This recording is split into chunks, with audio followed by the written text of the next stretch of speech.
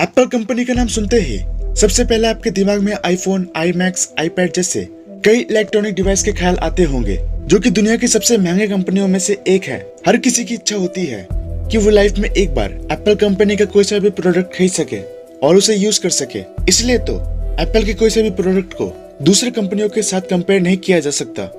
आज इस वीडियो में मैं आपको बताऊंगा एप्पल कंपनी से रिलेटेड 30 इंटरेस्टिंग फैक्ट्स के बारे में, तो कृपया बने रहे इस वीडियो के अंत तक। ऐसे ही अमेजिंग फैक्ट्स को जानने के लिए आप हमारे YouTube channel the fact knowledge को सब्सक्राइब करें, ताकि फ्यूचर में आने वाले वीडियोस आप मिस न कर सके।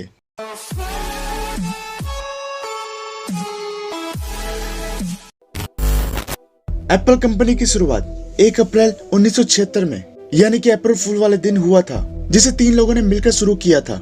Steve Paul Jobs, Steve Wozniak, Ronald veins.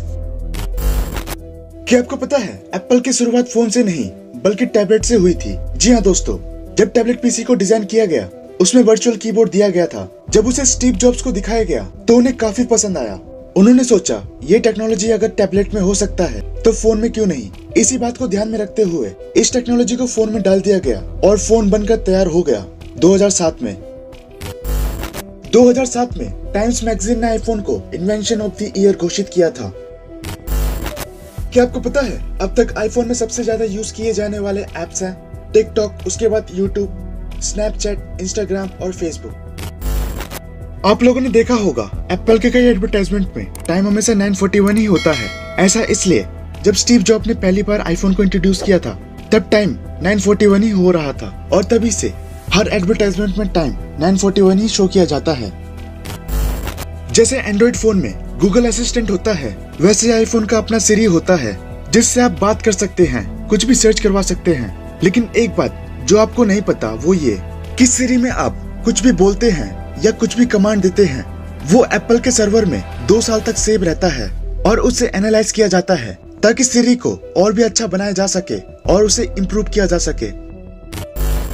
अगर आप एप्पल का फोन अमेरिका में जाकर खरीदते हैं तो वो आपको करीब $400 से लेकर $1000 तक का मिल जाएगा, और वही फोन अगर आप ब्राजील में जाकर खरीदोगे तो आपको उसका दुगना प्राइस देना पड़ेगा। अगर आप दिन में अपने आईफोन को 1 से 2 बार फुल चार्ज करते हैं तो आप दिन भर में 15 रुपए तक की बिजली खर्च कर देते हैं। वो डिपेंड करता है कि आप कौन से स्टेट में रहते हैं, क्योंकि हर एक जगह का अलग अलग बिल प्राइस होता है। क्या आपको पता है जो पहला आईफोन था उसमें कोई भी ऐप स्टोर नहीं था जहां से आप एप्लीकेशन को डाउनलोड कर सके। जो एप्लीकेशंस उसमें इंस्टॉल होते थे सिर्फ उन्हीं एप्लीकेशन को यूज करना पड़ता था। अगर बात करें ऐप स्टोर की तो वो आईफोन 3G में सबसे पहले लाया गया, जहां से आप लीगली कोई भी एप्लीकेशन को डाउनलोड कर सकते थे। इंडिया में लॉन्च होने वाला सबसे पहला आईफोन था आईफोन 3G, जिसे अगस्त 2008 में रिलीज किया गया था वोडाफोन और एयरटेल के साथ पार्टनरशिप में। क्या आपने कभी सोचा है सेलिब्रिटीज हमेशा आईफोन ही क्यों यूज करते हैं? दरअसल इसके पीछे कई रीजन है। पहला ये कि एप्पल के फोन चलाने में काफी आसान होते हैं, क्योंकि इसमें जो भी फीचर्स दिए गए होते हैं यानी कि जो एवोल्यूशन है वो हमेशा सेम रहता है। और दूसरी चीज है सिक्योरिटी। भाई प्राइवेसी नाम की भी कोई चीज होती है, क्योंकि आईफोन की सिक्योरिटी को आसानी से हैक नहीं किया जा सकता। और तीसरी चीज, आईफोन के होने से सामने वाले पर काफी इम्पैक्ट पड़ता है, जो कि आपके पावर और आपके अमीर होने का साइन होता है। क्या आपको पता है एप्पल कंपनी हर साल अमेज़न, गूगल और फेसबुक से भी ज्यादा कमाई करती है। एप्पल आईफोन का फिंगरप्रिंट सेंसर किसी जीवित या मृत व्यक्ति के फिंगरप्रिंट के बीच अंतर कर सकता है। कोई भी अन्य फोन ब्रांड के सेंसर ऐसा नहीं कर सकते। यही कारण है कि आईफोन को एक यूनिक और स्पेशल ब्रांड माना जाता है।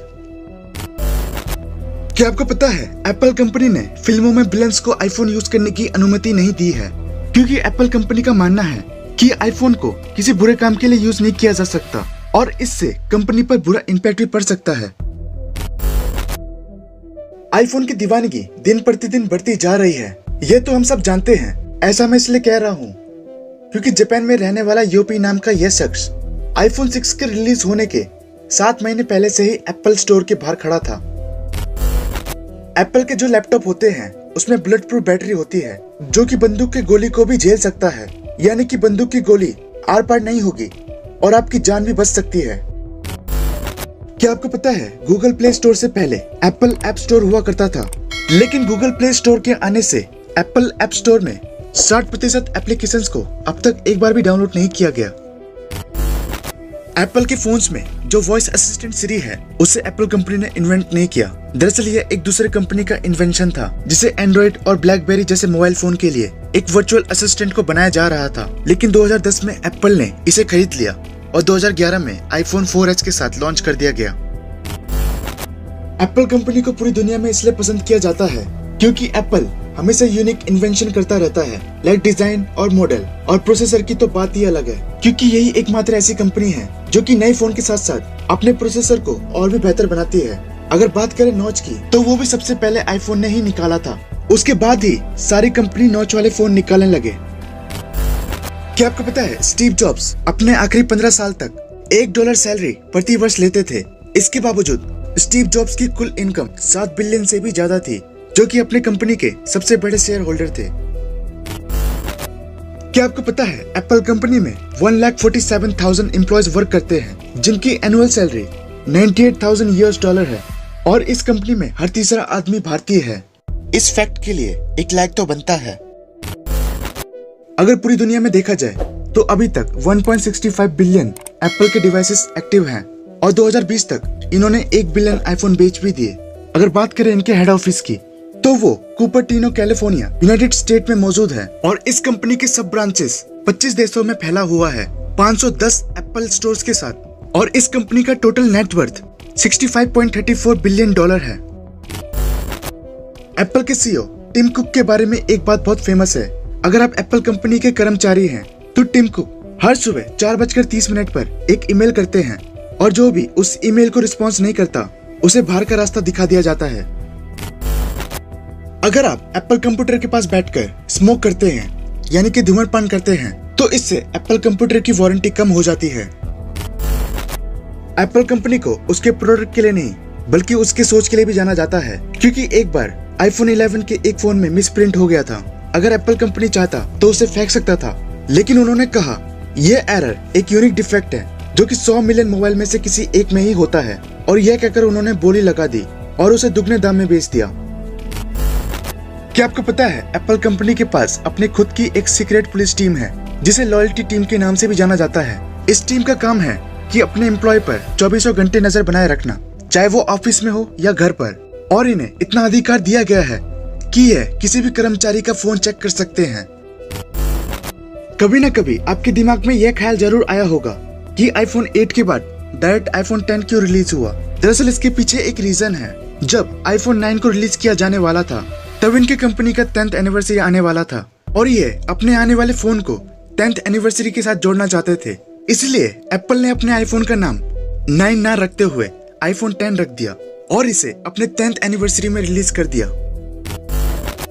एप्पल अपने फोन में मेमोरी कार्ड स्लॉट इसलिए नहीं देती क्योंकि इनके फोन जो कि दिखने में काफी स्टाइलिश और वाटरप्रूफ भी होते हैं, अगर इसे मेमोरी कार्ड का ऑप्शन दिया जाता तो फोन के अंदर पानी जाने का खतरा बना रहता जिससे फोन खराब भी हो सकता है।